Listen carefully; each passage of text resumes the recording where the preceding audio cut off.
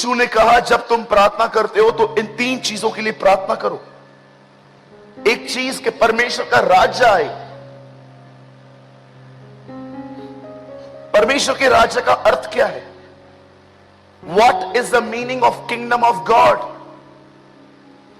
याद रखिए, परमेश्वर ने आदम को पहले नहीं निकाला, आदम ने उसे निकाला। परमेश्वर की आज्ञा न मानकर उसने उसे निकाला वहां पर, और उसके बाद परमेश्वर और वो अलग हो गए। और जब यीशु नए नियम में आता है तो आज का प्रचारक कहता है पश्चाताप करो ताकि तुम स्वर्ग जा सको। आज देखिए बहुत सारे प्रचारक भाई कहते हैं पश्चाताप करो ताकि तुम स्वर्ग जा सको, जबकि आपको बाइबल में एक सिंगल स्टेटमेंट भी ये नहीं मिलेगी। यीशु ने कभी नहीं कहा पश्चाताप करो ताकि तुम स्वर्ग जा सको। उसने कहा पश्चाताप करो क्योंकि परमेश्वर का राज्य निकट है। वो ये कह रहा था तुम्हें पश्चाताप करना चाहिए ताकि वो परमेश्वर जो तुमको छोड़कर चला गया है और तुमने भी उसे छोड़ दिया है, तुम्हें अपने पापों से मन फिराना चाहिए ताकि वो परमेश्वर एक बार फिर से तुम्हारे अंदर आके तुम्हारे अंदर राज्य कर सके।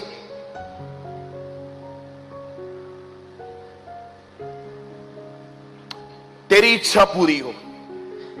कैसे होती है?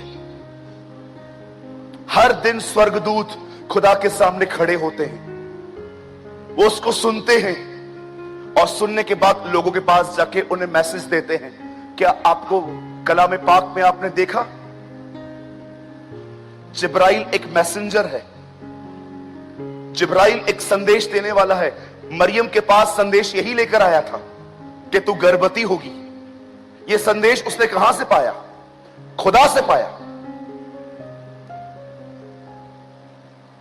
वो खुदा के सामने खड़ा रहता है और जो खुदा उसे कहता है वो जाके वो बोल के आता है। उसकी इच्छा कैसे पूरी होती है? पहले उसके सामने खड़ा रहना पड़ता है, उसका संदेश लेके लोगों को देना पड़ता है। क्या आप जानते हो यीशु ये कह रहा था हर दिन खुदा के सामने खड़े रहो, उसकी उपस्थिति में जियो और जो वो कहता है वो करो, इससे उसकी इच्छा पूरी होती है।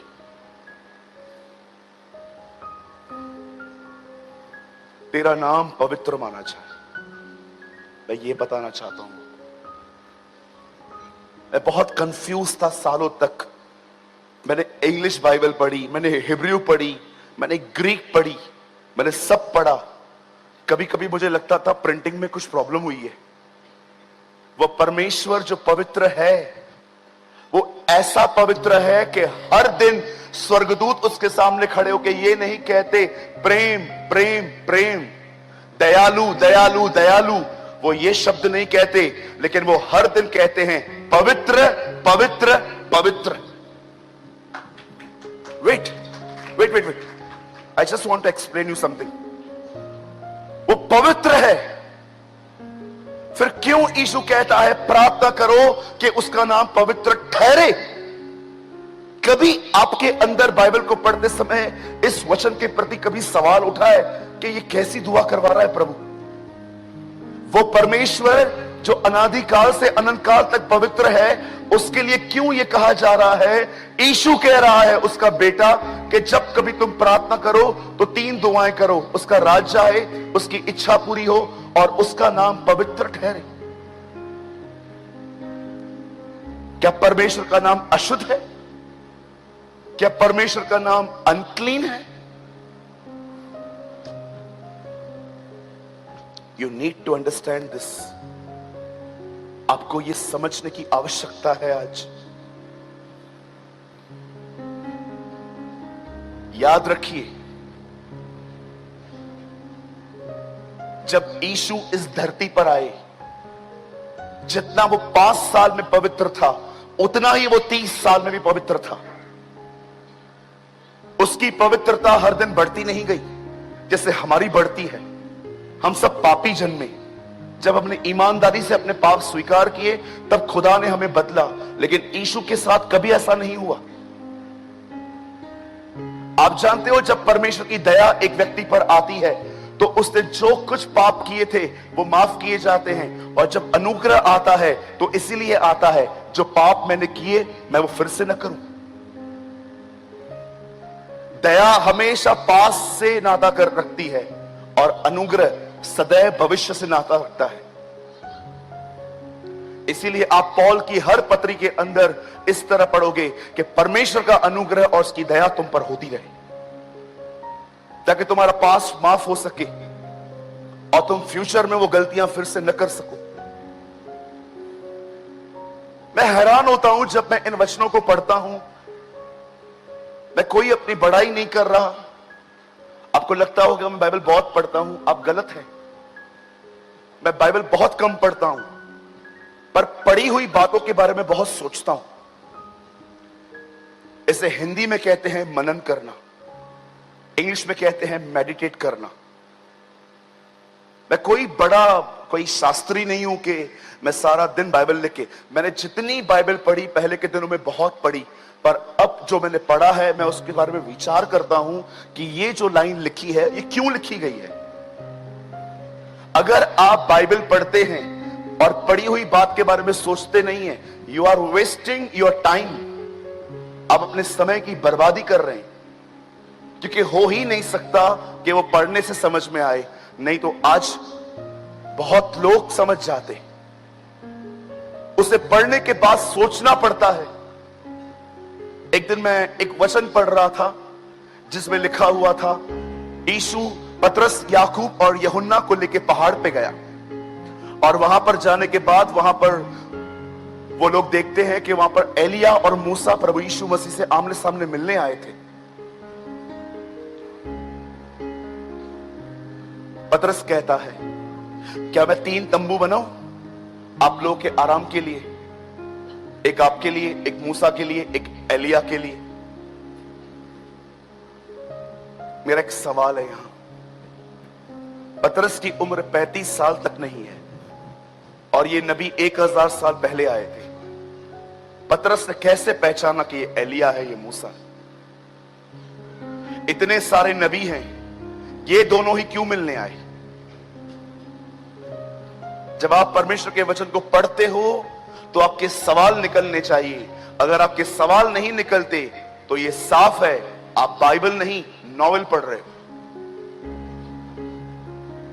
मैंने एक दिन खुदा से कहा, खुदा इन दोनों को कैसे पता चला कि ये एलिया और मूसा है? प्रभु ने मुझे कहा, क्या तूने वहां देखा? वहां एक बादल है, वो बादल पवित्र आत्मा का प्रतीक है। पतरस पर इसीलिए प्रकट हुआ क्योंकि वहां पवित्र आत्मा था। तब मैं ये बात जान गया, जब एक व्यक्ति प्रभु की उपस्थिति में चले तो वो हजारों साल वाली पहली वाली बातें जान सकता है। एलिया और मूसा ही क्यों आए प्रभु? तब मुझे पता चला मूसा मरा है, एलिया जिंदा है और बीच में यीशु खड़ा है। वो जीवित और मरे दोनों का परमेश्वर है। You will see the amazing things जब आपको पवित्र आत्मा सिखाए। एक मर गया है, एक जीवित है, वो दोनों का खुदा है। जो हमसे पहले मरे हैं वो उनका भी खुदा है, जो जीवित है वो उनका भी खुदा है। इसीलिए पौल कई जगहों पे कहता है, वही जीवित और मरे हुओं का न्याय करेगा। आप जानते हैं क्यों यीशु ने हमें यह कहा, whenever you pray, जब भी तुम दुआ करो तो तुम ये कहो, उसका नाम पवित्र ठहरे। आज से बहुत साल पहले कलाम पाक में लिखा है, बाइबल में लिखा है, एक व्यक्ति था, उसने 2 शादियां की। एक का नाम था लिया, दूसरे का नाम था राहेल। इन दोनों औरतों से और कुछ और इससे 12 बच्चे पैदा हुए और सब बेटे थे। बहुत सारे लोग कहते हैं याकूब के 12 बच्चे थे, पर मैं आपको बताना चाहता हूं यह एक कमजोर थियोलॉजी है। बहुत लोग ये नहीं जानते कि याकूब की एक बेटी भी थी जिसका नाम था दीना। बहुत लोग उस लड़की को नहीं जानते। याकूब की एक बेटी थी जिसका नाम था दीना। हर नेम वॉज दीना। एक दिन याकूब जो था, आपको पता है याकूब नाम का अर्थ क्या है? बोलिए पास वाले को, याकूब नाम का अर्थ है 420। बोलिए बोलिए। हाँ, बहुत हद तक हमारी तरह ये भी। याकूब नाम का अर्थ है 420। अब कुछ लोग कहते हैं भैया 420 क्या होता है? हमारे इंडियन पैनल में बहुत सारे गुनाहों की सजा 420 में आती है। याकूब नाम का एक और अर्थ है, चुपचाप से दे दो नहीं तो छीन लूंगा। यह भी उसके नाम का अर्थ है, ग्रैबर। कितने लोग हैं यहां पर जो छीनते रहते हैं? हाँ, पास्टर बनाओ मुझे, नहीं बनाओगे मैं चर्च नहीं आऊंगा। आज वर्शिप मैं करूंगा, नहीं दोगे तो मैं चर्च नहीं आऊंगा। अरे तू आज निकल।